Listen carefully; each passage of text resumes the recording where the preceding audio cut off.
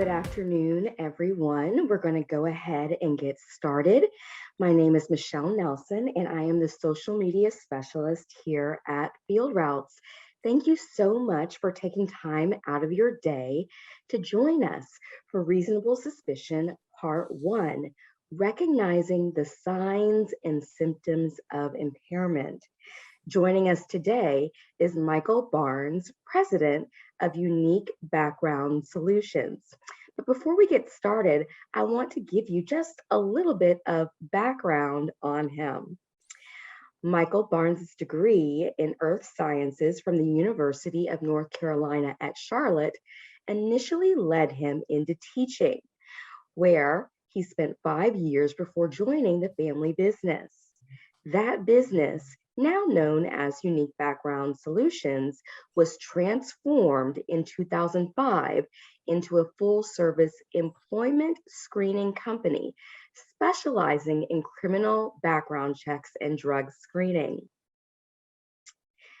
Under Barnes's leadership, Unique Background Solutions works to design screening programs for companies across the country. Welcome, Michael. We're happy to have you. Thank you so much, Michelle. I appreciate that, and I'm excited to be here. This is my second opportunity, so I feel honored to have been invited back. Thank you very much. So we're going to go ahead and dive right in. I'll share my screen here. And all right, so is that posted up there? Does that look good? Okay, great. So thank you everyone for being here today. We are going to be diving into reasonable suspicion training. This is part 1 of a 2-part series. Today we will be learning about the signs and symptoms of impairment. And that is the building block or the foundation of understanding reasonable suspicion drug and alcohol testing. And part 2, which is in 2 weeks, we will dive into how to approach employees, how to perform evaluations, how to document properly. So it's all the meat and potatoes after you have your appetizer here with understanding and learning about signs and symptoms. So let's jump in. So some fun facts here for us, and I need to move this out of my way. Okay, so more than 16 million Americans use illicit drugs.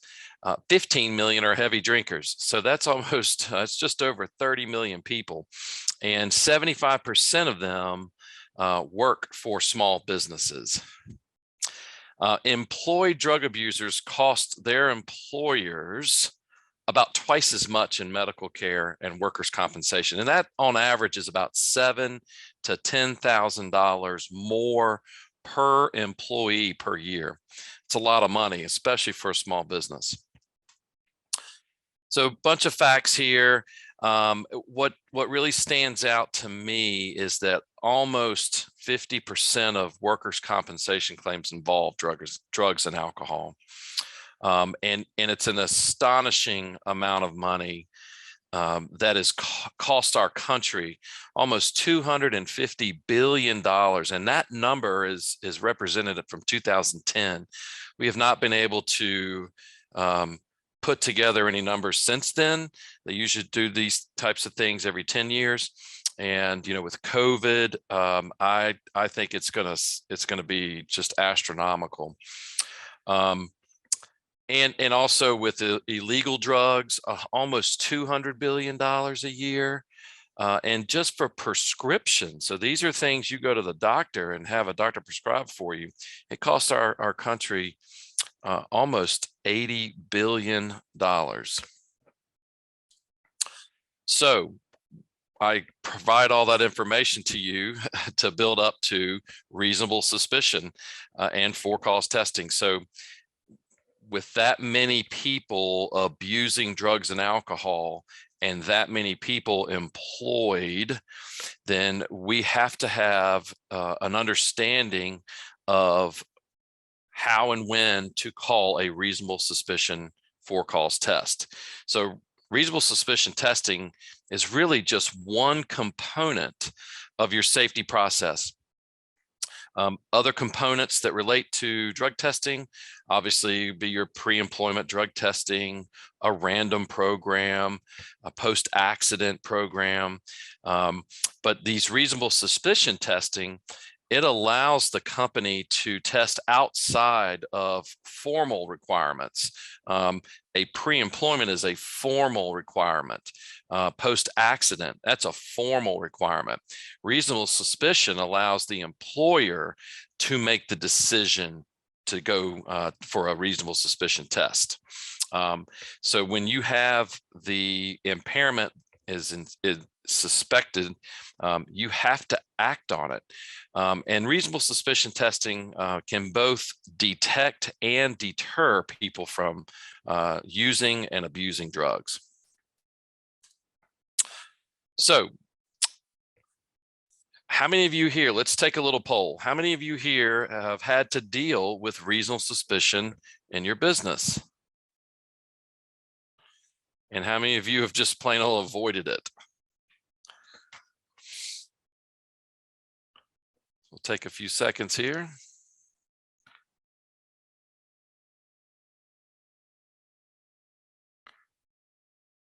And look at here. So 60% of you, that's 3, have had to deal with it, and 2 of you have not. And how many of you avoided it? No, that's great. So all of you have addressed it, and that's perfect. That's what we want to see. So as a supervisor, let's see, you must know and understand your company policy. Lots of times people have policies, they're written, and they know that it's there, but they don't know where it is, and they have not looked at it in many years. Drug laws have changed quite a bit, especially in the past couple of years. So it's great to dust that thing off. It should be reviewed every year and can make tweaks to it that will adjust to laws in your state. You have to be responsible for enforcing the policy. It's one thing to have it, but if you don't enforce it, there's no point in having it. And you must regularly document performance issues. That can be direct observation of poor performance, or it could be somewhat tertiary, where you see an employee, their appearance changes over time, their attitudes change over time. These things can affect performance, and they should be notated. And you have to be able to convey an attitude of confidentiality. Drug testing is a confidential matter, and none of these things, and again, we'll learn in part 2, none of these things should be done in front of other employees. And you have to support your policy. If you have issues with your policy, you should chat with your supervisors. And if you're the owners, then you certainly have to support your policy. But you want to make sure you understand it and you can be able to support it. And last but not least, once you take this course, if you identify it, impairment, then you have to take action. Okay, so signs and symptoms.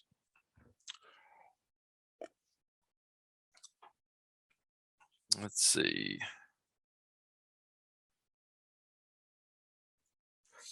Okay, so visible signs and symptoms, visible physical manifestations of use and or impairment.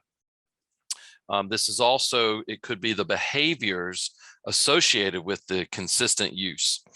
And we're looking at the signs and symptoms of contemporaneous workplace specific signs and symptoms, and contemporaneous meaning they are occurring while you're at work. So we're not so much worried about Friday night when you're not there at work. We're more worried about Monday through Friday, or depending on what day of the week you're in operation. We're worried about the physical manifestations of use, the behaviors associated while at work. All right. So when we got another poll here.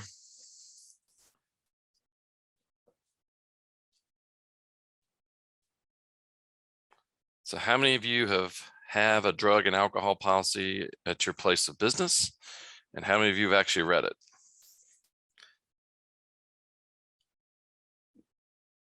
Perfect, 100% on both. That's great, great. So when we talk about drugs and alcohol, we can break them down into two different columns, if you will. Stimulants, depressants.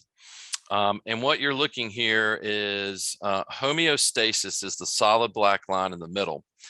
This is where you are, as a human, you are normal. Okay, no drugs or alcohol introduced. You're at homeostasis.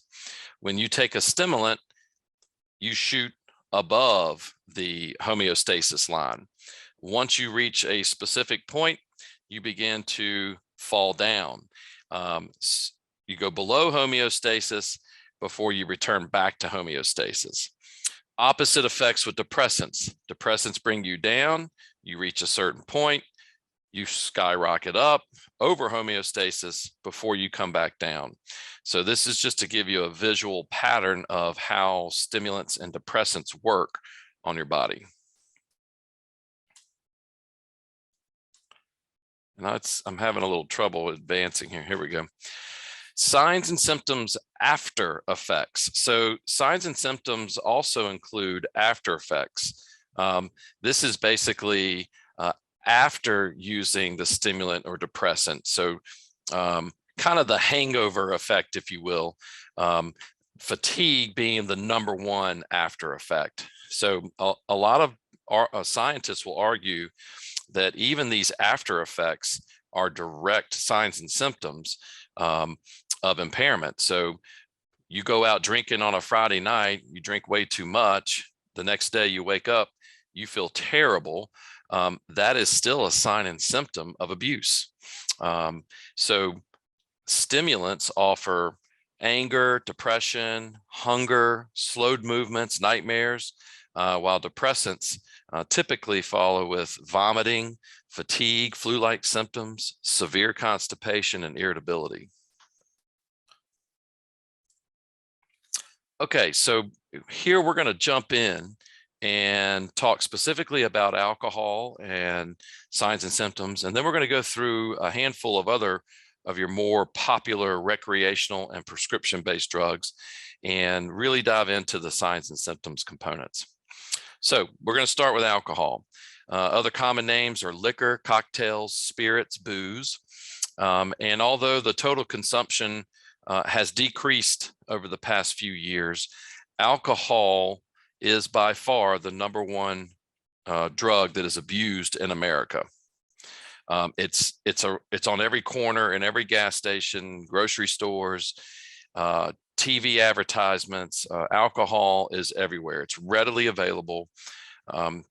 You have to be 21 now, but it's the easiest to get, if you will, in some places. I know of other places where it's still easier to get some drugs, especially for underage kids. Alcohol obviously is made from the natural reaction when you ferment sugar and mix them with yeast spores. Some of you may have maybe alcohol, beer, or liquor producers. I've actually brewed some beers myself, and it's a lot of fun. Alcohol is a depressant. It affects the body by slowing down your nervous system. And because alcohol is legal, there's a good chance that many of you on the presentation today have had alcohol, and you can feel the effects. So when I say it affects you by slowing you down, you can understand that. Alcohol is also found in many over-the-counter medications as well as prescriptions. I know Robitussin used to have a lot of alcohol in it, and people started to abuse that. And I believe they have changed their main formula now, and it does not have as much, if any, alcohol in it. But you do find alcohol in a lot of different medications. So in 2010, alcohol misuse, as we talked earlier, cost us $250 billion. That is a astronomical amount of money. In 2019, there were 10,142 alcohol impaired driving fatalities. That was 28% of all the traffic fatalities during the year of 2019. Estimated 15 million people struggle with alcohol disorders, and less than 10% actually receive any treatment. And in 2019, 25, almost 26% of the people aged 18 or older have admitted that they engaged in binge drinking. And binge drinking is kind of hard to define, but it's when you are drinking excessively, more than one or two is considered binge drinking. And that's a lot of people. Okay, so how does alcohol affect your body? And these are based off of the breath alcohol content or blood alcohol content. 0.02 to 0.03, you have slight euphoria. You may lose some of your shyness. Sometimes you call this the 2-beer buzz. Once you reach 0.04 to 0.06, you become very relaxed. And you might have some minor impairments of reasoning. You might not be making the best decisions. You probably go out on the dance floor, and even though you can't dance very well. Once you reach the 0.07 to 0.09 mark, now you're getting into most of the legally intoxicated for most states. You've reached that limit. Where I'm located in North Carolina, it's 0.08. Once you reach 0.08, you're legally intoxicated. Some states might be a little lower. I don't know of many that are much higher, but this is that range. Your balance is affected, speech and vision, your reaction time. Once you get over the 0.09 level, you're getting into some serious intoxication. And once you reach that 0.3, you're beginning to knock on the possibility of dying. Definitely going to be blacking out. And then anything above that 0.3, you could die.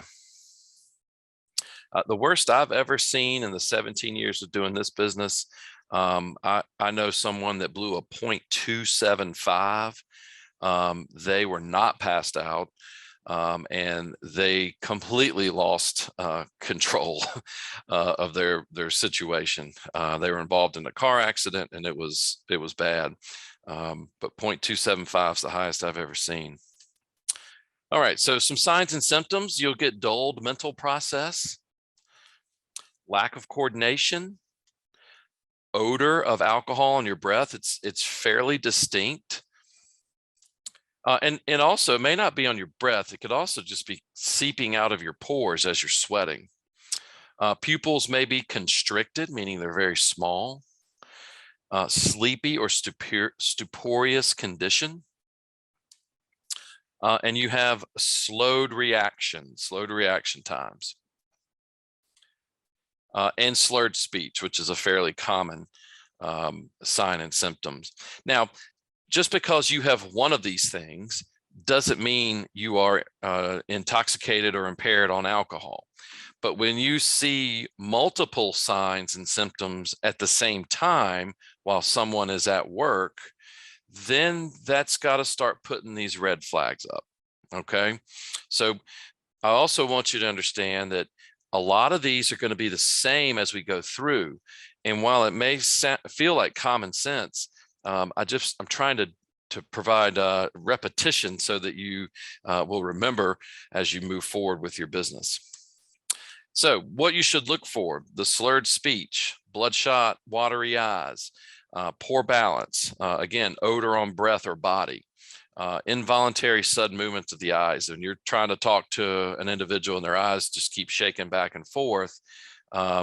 It's typically a sign of an alcoholic, and they have a very hard time focusing their eyes, much less looking at someone directly. Okay, so moving on from alcohol, we're going to head over to marijuana, which I know is a very hot topic in our country right now.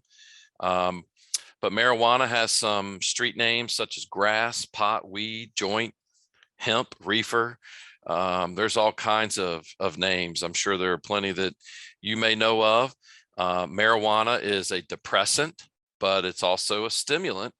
And nowadays it can be a hallucinogenic. THC concentrations can be as high as 80 to 85% THC, which is an incredible amount of THC. 70s and 80s, there were roughly 15 to 25% THC. But now that we've learned how to cultivate cannabis, we've really been able to load it up with THC. And what is THC? It's delta-9 tetrahydrocannabinol. That's the psychoactive drug in marijuana. That's what gets you high. And marijuana comes from the cannabis plant. Hemp is one variety, and then marijuana is the other variety. Basically, it's determined by how much THC is in it. Hemp is 0.3% or less. Marijuana is 0.3% or more. Marijuana does come in a ready-to-smoke form, and it can be put into food. It can be smoked. It can be turned into butter, into lotions. It's amazing what folks have come up with. So here's some pictures of what marijuana would look like and some of the utensils. So if you see little glass pipes, especially like you'll see these real fancy colored looking pipes, usually real thick glass, water bongs, tinctures with the CBD oil or THC oil.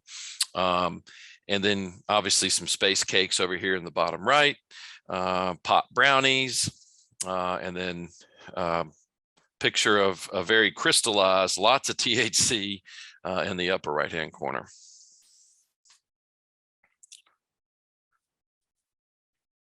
So states who've legalized, how many states have legalized? And hopefully you guys will get this.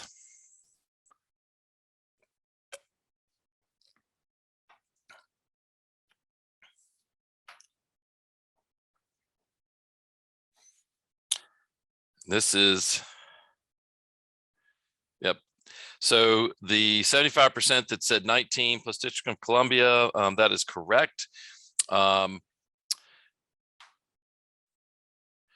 So 37 states so far have some type of medical marijuana laws on their books.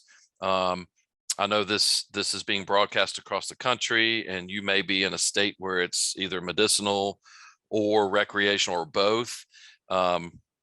19 states as of April 1, 2022 have legalized it for recreational use. That also is with the District of Columbia.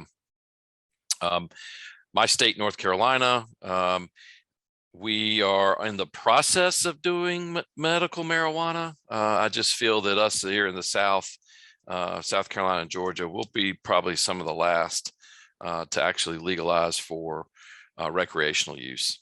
But North Carolina is one of 13 states that has decriminalized in some form marijuana. So some signs and symptoms of marijuana: chronic fatigue and lack of motivation. Distinct odor. Marijuana does have a distinct odor. It's basically from a dirt smell up to a very heavy pine sol type smell. And it is fairly distinctive. Impaired coordination, concentration, and memory. Just a lot of marijuana users have a hard time concentrating and have a hard time remembering. Slowed speech. Everything seems to slow down when you're smoking pot. Irritating cough, chronic sore throat. Lackadaisical, I don't care attitude. Reddened eyes, often masked by eye drops and glasses. Okay, impaired tracking and visual distance. And remember, it's not just one of these things, it's a combination of these things happening at the same time. So distortions in time and estimations. If you've not watched any Cheech and Chong movies, they do a great job of representing this last one. Okay, so what you want to look for at work, you want to look for very bloodshot eyes, impaired time and distance perceptions, short attention spans, disoriented behavior, and unable to divide attention.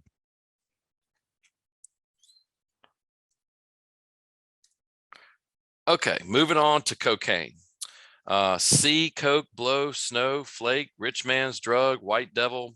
There's all kinds of names for cocaine as well. Cocaine was very prevalent in late 70s and throughout the 80s. I think media stopped talking about it in the 90s. I don't think it went anywhere. I think it continued to be a very popular drug of choice. But cocaine is kind of, I don't think it's ever really left. It's just not talked about as much. It's a stimulant, obviously, and it's derived from leaves of the coca plant.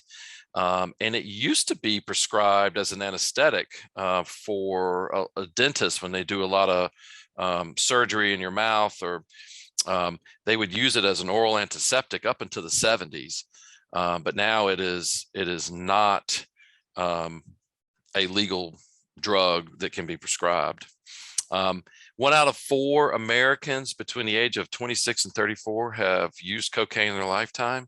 That's a lot of people. And it's estimated that 22 to 25 million people have at least tried cocaine one time. So here's some pictures, some things to look for: cut up straws, razor blades, small bags with white rocks in them. And you can see in the left or the upper right hand side, someone's actually freebasing or smoking crack, which is a form of cocaine. So basically, it's typically inhaled through a straw or some type of maybe a rolled up dollar bill. And it can take several minutes for it to quote unquote kick in. If you do smoke it, it's called freebasing. That's when you mix it with powdered cocaine with sodium bicarbonate. This, from what I understand, in the 80s was very popular, late 70s and 80s, very popular. It's a very quick high, very intense, but it is also brings a very severe low. So remember our little chart or graph, it's a very high, and then you drop hard for a severe low. And then crack is not as abused as it used to be, but it's still readily available. And again, it's very euphoric. It takes about 10 seconds to kick into your body, into your brain, but only lasts for about 10 to 15 minutes. So signs and symptoms of cocaine: dilated pupils. Okay, so dilated meaning they're real big. Paranoia. Lots of cocaine users experience paranoia. Erratic behavior, jumping around, just can't sit still. Loss of appetite, you stopped eating. Restlessness, irritability, runny or irritated nose. Now, just because somebody's nose is runny doesn't mean they're doing cocaine. They could be allergic to something, or they might have a cold. But when you put all these things together, you've noticed that Bob hasn't really been eating lately. He's losing a lot of weight, and he seems to be very irritable all the time, and his nose is constantly running. So those 3 things together should start putting in your head, oh, we might have an issue here. So what you need to look for cocaine use and abuse is excessive talking, difficulty in focusing the eyes. Again, these are a lot of the same things. Extremely excitable behaviors, dilated pupils, again, sniffles, runny nose, body tremors, that's a little severe, teeth grinding, very common. Folks, they get the grinding jaw, and their bottom jaw just keeps moving all the time. Distorted thinking. Oh, sorry about that. So this list, again, all put together, they should start to help build your case. Okay, so amphetamines, speed, uppers, black beauties, pep pills, bennies, MLHs. MLH stands for Mother's Little Helper. Amphetamines are a fairly popular, prescribed and abused prescription medication. It's a synthetic, addictive, mood-altering drug used illegally as a stimulant and legally as a prescription drug. Prescriptions are typically used for attention deficit disorders, so ADHD. You have things like Ritalin, Adderall is very popular these days, and it's interesting because you give it to someone that has a lot of excitability. They're high-strung people anyway, and the drug works where it kind of calms them down, allows them to focus. Amphetamines are also used a lot in diet pills, diet medications, because it increases your metabolism. So here is a couple pictures of legal, the pills, and the crystal form of amphetamine that can be crushed and smoked, possibly injected, but typically smoked. And yes, amphetamines, because blinking is overrated. So some signs and symptoms are hyperexcitability, restlessness, anxiety, increased body temperature because your metabolism is really kicking in, dilated pupils, profuse sweating, rapid respiration. I like that. Difficult in focusing eyes. That one's very common too, very common theme. Exaggerated reflexes, nausea, and again, you start to build these things together. You can, and as you're, hopefully what we're going to learn towards the end of this and in part two, you're not trying to diagnose what drug they're on. You're just trying to understand that there are signs and symptoms that are specific to certain drugs, but signs and symptoms as a whole are very similar. So what you should look for: excessive talking, coordination tremor convulsions, physical collapse, extreme exhaustion, decreased appetite, nervousness, irritability, hallucinations potentially. Excuse me. Okay, methamphetamines, another highly abused drug, meth, crank, chalk, or speed. Methamphetamine is listed as a Schedule II drug on the DEA list because methamphetamine, there is actually a very uncommon medication for severe ADHD. And I had the name, I looked it up this morning just to remember it, and I cannot remember it. It's like Roxoxin, or I don't recall the name of it, but it is a methamphetamine. So it is not on the Schedule I, which it probably should be. Crystal meth is used by individuals of all ages, and its most common name is ice or glass. I'm sure wherever you are, you know where the meth addicts are. Meth is a terrible drug, and it's affecting every community in this country. It's highly addictive, highly addictive. Most people say the first time they took a hit, they were completely addicted because your body just can't live without it once it has it. It's a highly concentrated drug that really, it just grabs you and will not let go. So meth versus amphetamines. So meth is very similar to amphetamines, but it has a different chemical structure. It's just altered a little bit. It goes to your brain much faster than amphetamines, and it is a much more intense high, and it happens much quicker than taking an amphetamine. So more people like to abuse meth than methamphetamines than they do amphetamines because of those reasons. Here's a picture of ice, if you will, methamphetamine crystals. In the center, someone smoking out of a glass pipe. And if you notice back to the marijuana pipe, they're fairly different. These are real thin, long, tiny little bowl to put the ice in to smoke.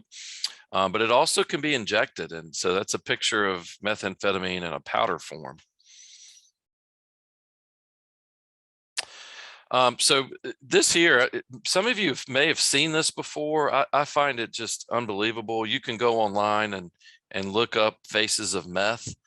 But there was a sheriff's department in California who noticed it was the same people being arrested over and over and over. And the underlying issue was drugs, and in particular, abusing meth. And so these are a couple of my, I think they really hammer it home. So this on the left is an individual 2.5 years later, it's the same woman. And that's just the devastation of what meth does to your body. Here's another individual 1.5 years later after using meth. And then this one, this is actually 3 months. So after 3 months of using meth, the sores come from the individual scratching their faces or their bodies because it feels like they have insects crawling in their skin. And so they're trying to scratch it out.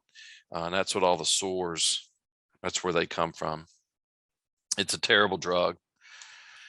Okay, moving on. Ecstasy, E, Ecstacy, X, Stacy rolls. Molly is another popular name. It is very similar to methamphetamine. It has methamphetamine in it, but the chemical structure causes it to affect your body differently. It is known to cause brain damage, mainly because it increases your body temperature so high that your brain kind of cooks itself. It just gets too hot. It's a very popular drug for young kids, young adults. Lots of times folks want to take it and go to what they call raves or concerts where there's a lot of music, audio, and visual with the light shows. It produces feelings similar to LSD, but typically you don't get the hallucinations. And it basically heightens your senses, and it puts you into a sensory overload. You hear more, you feel more, you can taste, you feel like you taste more. It just overall affects your senses. Pill form, it can come in a rock or somewhat crystal form. That's usually in the purest. That's called the MDMA, the Molly, and usually it's taken orally. You can snort it, but I've been told not to. Advise against. So what you want to look for, extremely dilated pupils. I mean, your pupil is going to take over your whole eye because your senses are just in overdrive. Distorted thinking, you just come up with the craziest thoughts and exaggerated reflexes. It can produce some hallucinations, especially if you get to the point where your body temperature is so high, your brain's beginning to cook. Jaw grinding. Loss of coordination, poor memory. Okay. Sorry if anybody's taking notes. I apologize. I don't mean to click it so fast. I can certainly make this available, and I believe it's being recorded as well.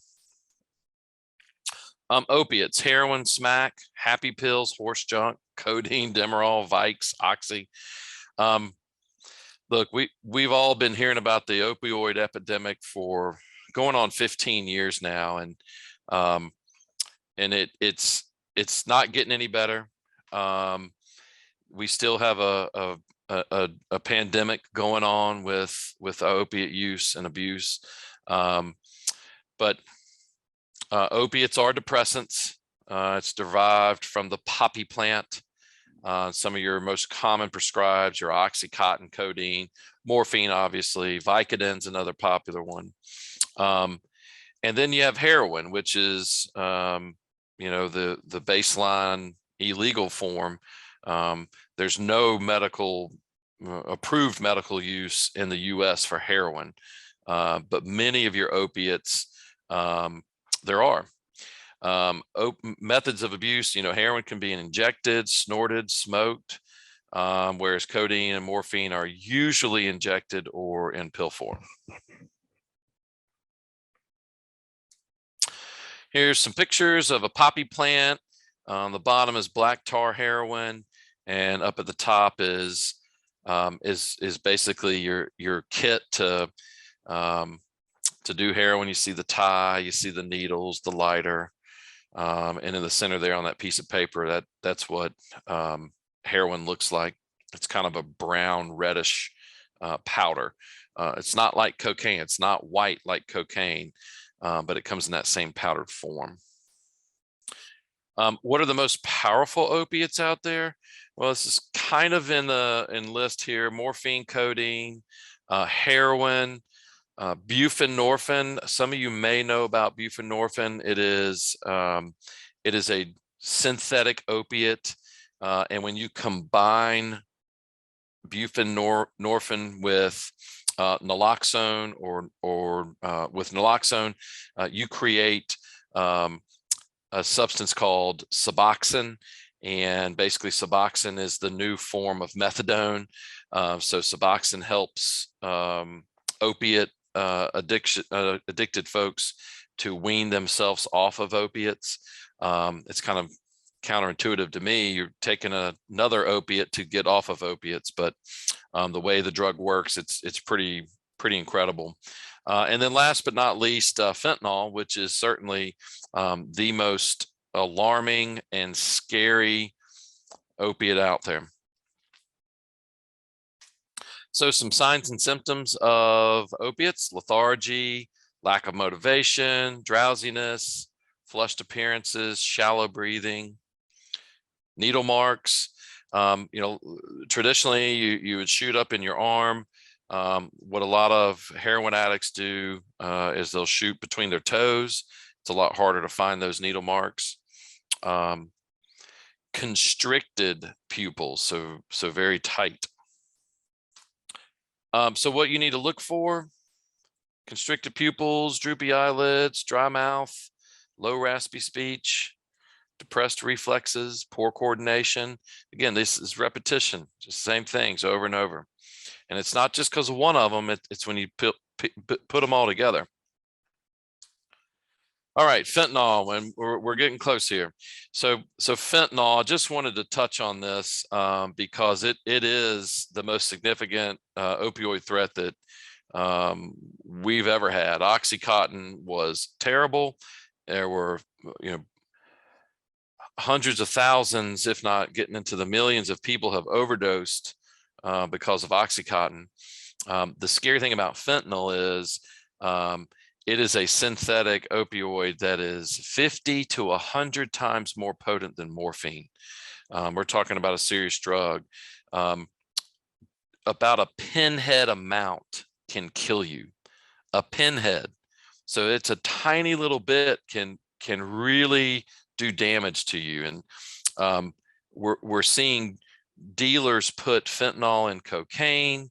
We're seeing dealers put fentanyl into other drug, like a drug lollipop. And we're even seeing, you may have seen it on social media over the past couple of weeks, folks are putting fentanyl and they're wrapping it up into a $10, $20 bill, and they're laying it out on the ground. And when you walk by, you're like, oh man, there's a $20 bill. You go to pick it up, you get the fentanyl on your hands. Next thing you know, you touch your mouth, and then you could die. I heard someone told me yesterday they've discovered that they're putting it on gasoline pump handles. I mean, it's just ridiculous what's going on. But fentanyl will continue to cause overdoses and deaths. It is the number one thing to be scared of, and the majority of the illegal fentanyl is coming in from overseas, China in particular, but other countries as well. It's just so easy to get drugs into the United States, and they're I feel like it's, they're attacking us. And it's scary. It's a scary drug and should not be taken lightly.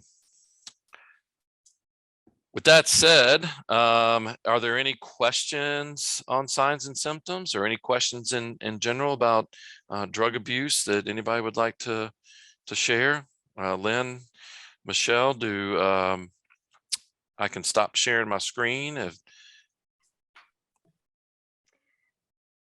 Well, Michael, we want to thank you so much because that information was extremely helpful. And I am guessing that our audience probably does have some questions for you.